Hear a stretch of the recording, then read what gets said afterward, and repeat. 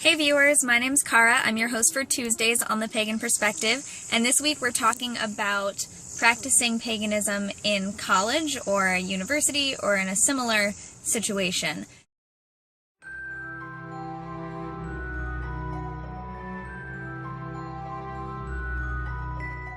This week's topic was requested by Schmitty4252, who at the time of asking this was a rising college freshman, and I'm not sure if this is a new topic or if this is a year late. We may have gotten it last year, and this is just when we're getting to it. So I apologize if this is late, but it'll hopefully still be applicable for anyone. And I know that Rich yesterday told me that he did his video more from a military perspective. I haven't gotten to watch it yet. I'm really excited for that. But for mine, it will be from the perspective of an undergraduate student in a college university type setting.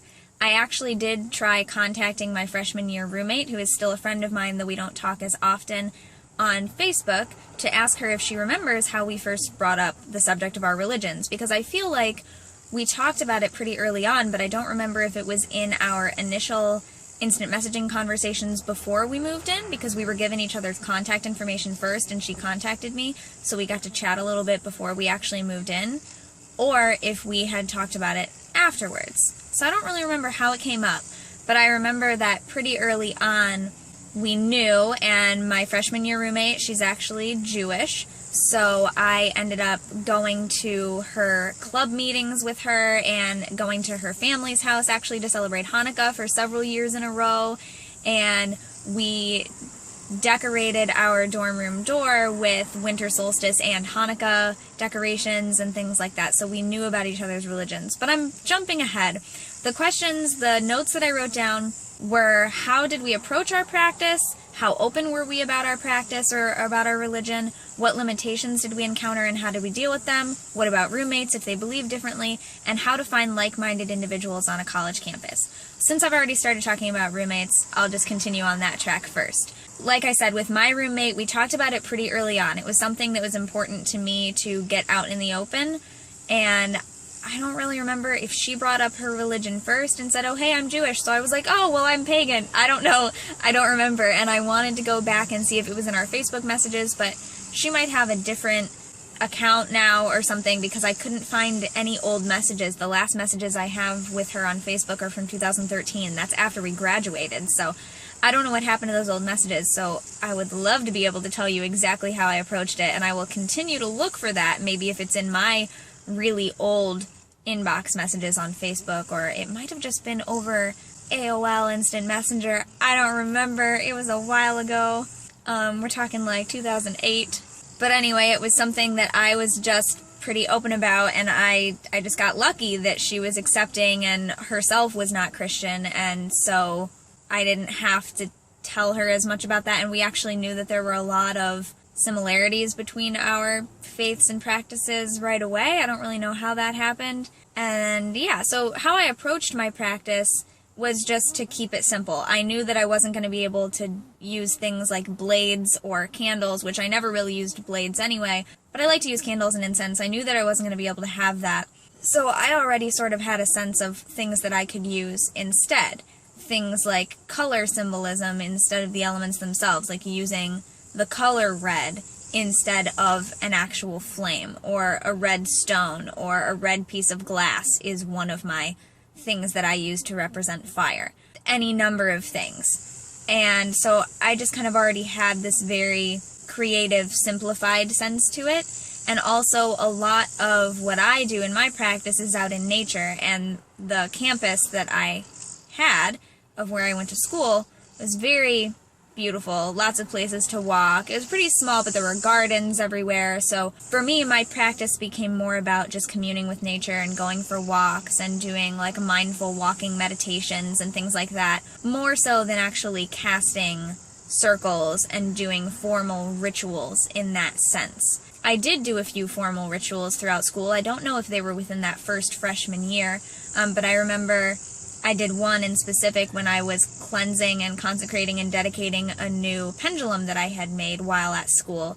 And I just did that in my room when my roommate wasn't there, and I didn't use any flames or anything like that. So I forget what I what I specifically did for that ritual, but I just found other ways to approximate those things that I knew would not be allowed in my dorm room. And a good friend of mine, who still is a good friend of mine, was my RA, so I was very aware of the things that I could get in trouble for having, or if someone else caught me with them, he could get in trouble because he is my RA and he should be making sure that I don't have these things. So it was very important to me not to go against the rules. A lot of students, however, being over 18, would be smokers, so it was allowed to have a lighter on campus, because most of them would use it to take outside to go smoke, obviously.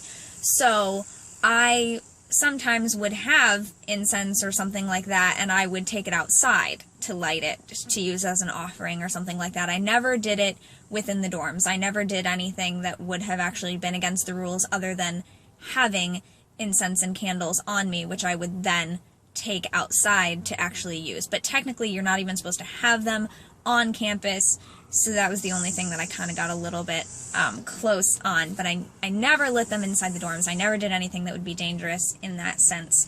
How open were we about our faith? I was pretty open. Pretty much everybody knew, especially my senior year when I got to taking a stereotyping and prejudice course. It was like the first day we announced and talked about all of the different minority groups that we were a part of, all of the different groups that we identify with that could have prejudices and discrimination against them. So people knew right away in that sense. Most of my professors ended up knowing at some point. It would just come up in conversation. I would always be wearing things. I remember when I met my friend Kelly, who had started the Unitarian Universalist Student Club on campus. We were walking across campus and she saw my pentacle, and she said, "Oh, I like your pentacle. Are you a UU?" And I had heard of Unitarian Universalism through Dancing Rabbit and Feather, who are pagans and Unitarian Universalists, and so I knew what it was, but I just thought it was so weird that she was like, "Oh, pentacle, Unitarian Universalism." So I became friends with her. She started a a Unitarian Universalist pagan, a Unitarian Universalist student group on campus, which brings me to the question how to find like-minded individuals on campus. Look for clubs. Look for either something like a UU club, or as I said, I went to my roommate's Jewish club. There was a Hillel chapter, or some campuses have pagan student groups. If there's not one, if you feel like taking it on, start one. I always wanted to, but I was not a chairperson, not a board member, but I was, I was one of the organizational people. I forget what our officers, there we go. I was an officer of our theater guild. So that kept me pretty busy, and I didn't feel like I knew a lot of other pagans on campus who would be into it, because I actually did know of a few more pagans on campus, and I had already spoken to them, and they weren't interested in working together or having any kind of club. So I was just like, all right, maybe no one's into it, whatever. So I just never did. But if that's something that your school has, seek that out, or there are probably other groups that you could sort of find similar interests within groups that are already started at your campus. So they should have something like an activities fair toward the beginning of the year when you can go and look at what the student clubs are and sign up for those and get on their mailing lists and show your interests. And if you wanted to, there's probably some other religious student groups, if not a pagan or a Unitarian Universalist group. You could find out maybe from the people in charge of those, hey, do you know if there ever has been any other group like this? Or you could ask some professors who are advisors, stuff like that. I don't know.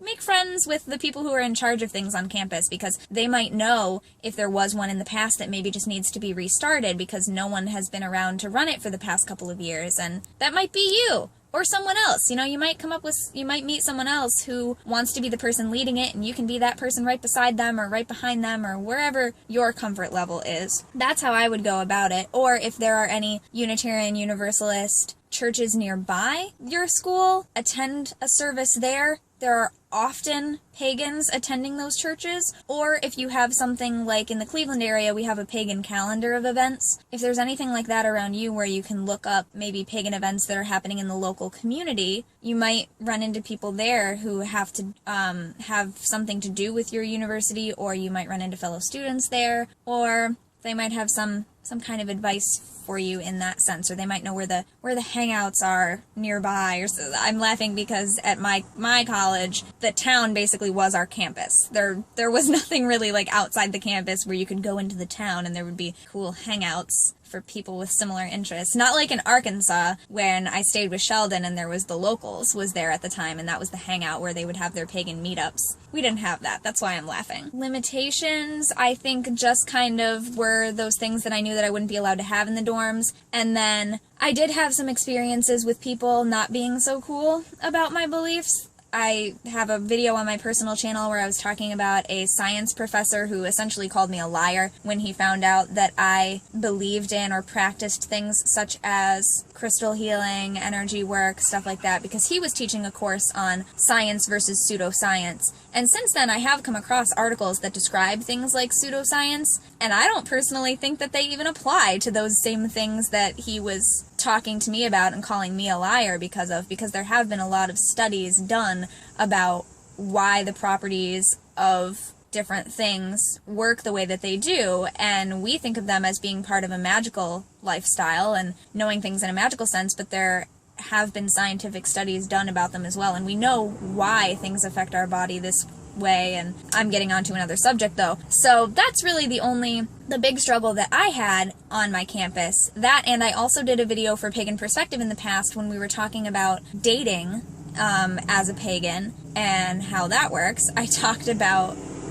my boyfriend at the time, or maybe he was already my ex at the time, who was Christian but not really active in his faith, and all of a sudden when he decided he was going to start going back to church, told me that he would have to stop dating me because a Christian couldn't be dating a pagan. So I'll link you to those videos so you can watch more fully, and they were closer to the time that they were happening. This is several years after the fact. Those are the two big things that I can think of. It wasn't really, as you said, as Schmitty said, their college is known to be pretty accepting, and just don't ever assume that everyone's going to be totally accepting, because, you know, it's a conglomeration, especially if you're going to a liberal arts school, but anywhere, really. You're people coming from all different backgrounds, all different faiths. You're likely to meet a lot more people who are similar to you if you didn't know so many people like you in high school, but there are still going to be the people who aren't accepting. So just always be wary of that and be respectful of that. I'm not saying it's a bad thing that you have to fear them. Just keep an open mind about it and treat others the way you would want to be treated. That's always the main thing, right? We did cover this topic on the Pagan Perspective back in year 2 of the collab, so quite a while ago. I'm the only remaining host since then who covered it, so that's why I figured it was time to do it again. So you can check that out as well. I'll put the link to that page and then just look for the week that it was, so you can get some of the older hosts' opinions on that as well. Maybe they have something else to say. Compare what I said then to what I had to say now. Probably a lot of the same. And I will look for those other things, as I mentioned, to hopefully let you know a little bit more of how I dealt with it at that time. I think this is sufficiently long enough, so thank you for watching. I'll see you next week. Don't forget to be awesome, blessed be, and goodbye.